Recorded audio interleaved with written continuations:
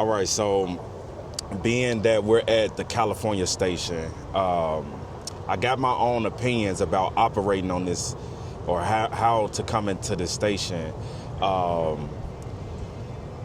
how do you do it? Because it's a tricky station and, you know, it could take some getting used to. I would say it exposes you if you're not skilled enough to come into this station. What's your opinion on that? Yeah, so California, Milwaukee, you know, we can do a maximum of 55 in this area, and it's definitely a tricky station because both ends can be very short, you know. Hey, y'all doing? Y'all good? Yeah. Yeah, both ends, both sides of this platform can be are quite short, and you know, so it leaves not much room for error. I'm kind of, you know, I can kind of be the fast and furious operator, if you will. So I kind of just, you know, over time that I've been operating this route for the last year, I've kind of found my areas where I can brake to come in the most efficiently. And then even then, we operate 3 types of equipment on this route as well. So some equipment will stop better than others, you know. So, you know, for me, and, you know, anytime that I can get a new operator that I train, you know, I just tell them, you know, start coming in at the stations at 35. And then, you know, as you know, explore your operation more and more, you know, you'll find your sweet spots where you can come in the stations at certain speeds. And yeah, that's how I kind of found my way to break into the station, you know. Yeah. You can, with newer equipment, I can come in kind of fast, you know. Older equipment, depending on how good of condition it was kept, you know, you can come in and do this just the same, but always be ready to adjust. CTA. That's the most important thing. Always be ready to adjust your operation. Being that we operate 4 different type of equipment over here, what's your favorite piece of equipment to operate? So far, that would be our newest trains, the 7000 series. You know, that train, it's you know, with technologies that they've added and some of the newer features like the master controller that they have installed on that train, it's a lot easier to control, and it allows you to kind of, you know, if you want to say, be one with the train. Mm-hmm. You know, that train for now, it does everything that I want it to do, and I know what it's going to do. It's predictable for me. Mm-hmm. Unlike some of our older equipment where it's, you know, it can be more variable. You know, sometimes, you know, the older equipment, it might need some fixes to help it stop or accelerate much better. The 7000, at least for now, you know, it'll accelerate when I want it to and how I want it to, and it'll break down just as easily. Mm-hmm. Now, going back to what you said, like, for example, coming into this station, we get 55 coming from Logan Square. Do you ever notice, like, when you're getting ready to break down, and maybe you could talk about this, like when you start to break your train down after going so fast, it's like a slight hesitation, then the train, like, you get your train under control. To me, it always feels like an out-of-body experience, like you taking off on a plane. Do you get that feeling? Does it feel that way to you? How does it feel to you? Because I always wondered that. I wanted to ask somebody how they feel about that slight hesitation, and then the train starts to break down. Yeah, you know, and especially it happens a lot with the older equipment sometimes too. You know, there's just that little bit of lag time, you know, going from power to brake, you know, and you're sitting there like, okay, am I gonna, you know, oh, this train took a little bit extra time to actually go on the brake, you know, am I gonna stop in time now? And, you know, that's one of those things, you know, you gotta, you know, always be ready to adjust. You know, you might have to put it in a stronger position to brake, you know, just to make sure you stop right on the mark.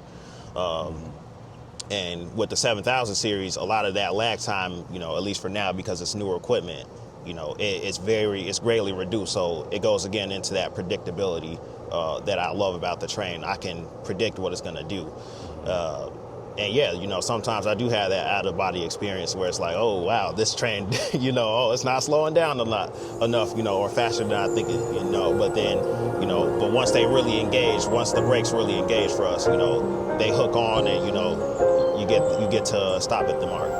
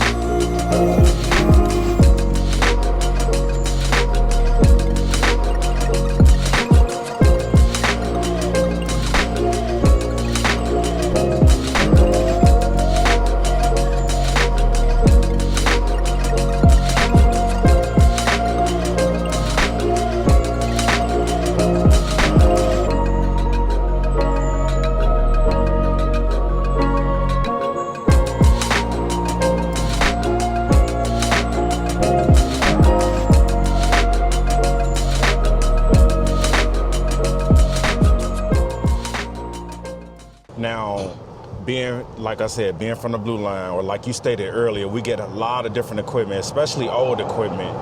Can you just talk about troubleshooting that older equipment? Like, has it made you a better operator? Like when you say, okay, I started on the green, or, you know, I had 5,000s, I was able to see everything on the touch screen, but now I'm over here on the blue. Can you talk about how troubleshooting and just what to look out for with that older piece of equipment that has, you know, made you a better operator, or you say, oh man, that's kind of interesting? Yeah, you know, the older equipment, it's a lot more manual. You know, you have to look at your lights and your panels that you're given in the operator's motor cab to really troubleshoot the train effectively. You know, the nice thing about the newer equipment is that, yeah, it tells us everything we want to know that we might have to troubleshoot. And, you know, it can definitely spoil you a little bit, you know, but once you really learn this older equipment, it helps you troubleshoot anything that we have on in the system. It might take a little bit longer on the older equipment because, you know, we have to look outside and, you know, and we might have to look all the way back to the 8th rail car in a sunny day to actually find what we want to troubleshoot.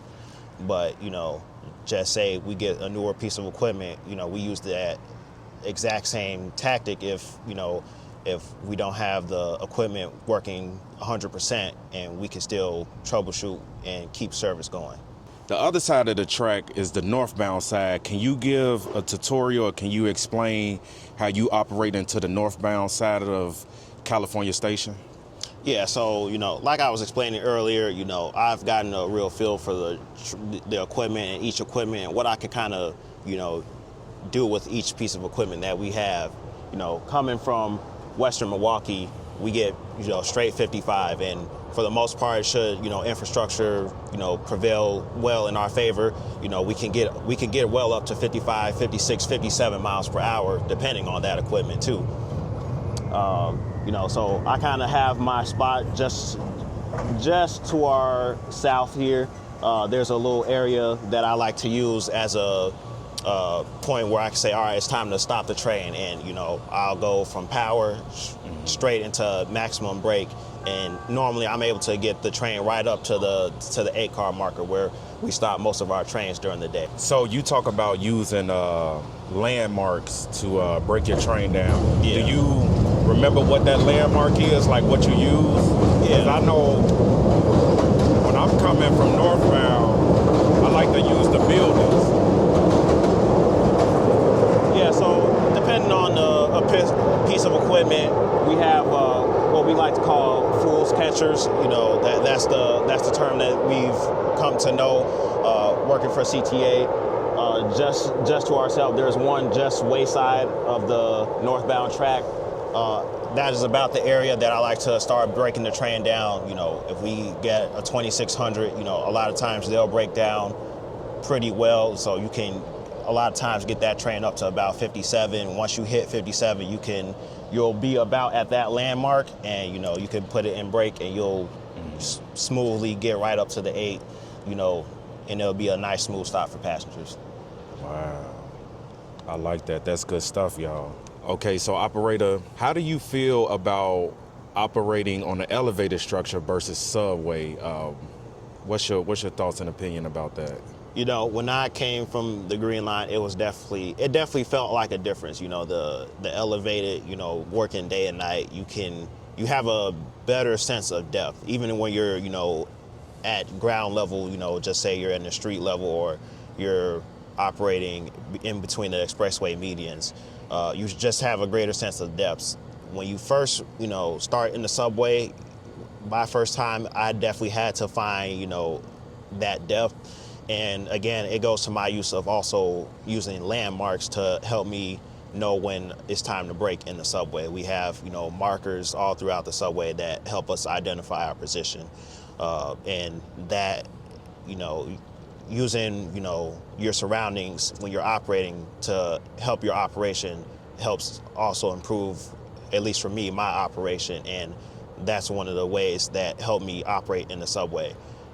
One of the nice things too is, you know, a lot of infrastructure in the subway is still in pretty good shape, and you know, it keeps the speeds up. You know, it helps us, you know, stay on time. Once you learn it, you know, it's just like operating in any condition.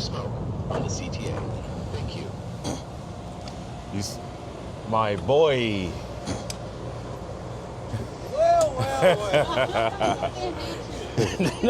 That's her line. You know, just having fun, you know? You know what I'm saying? Everything been all right? Yeah, it's smooth. Yeah.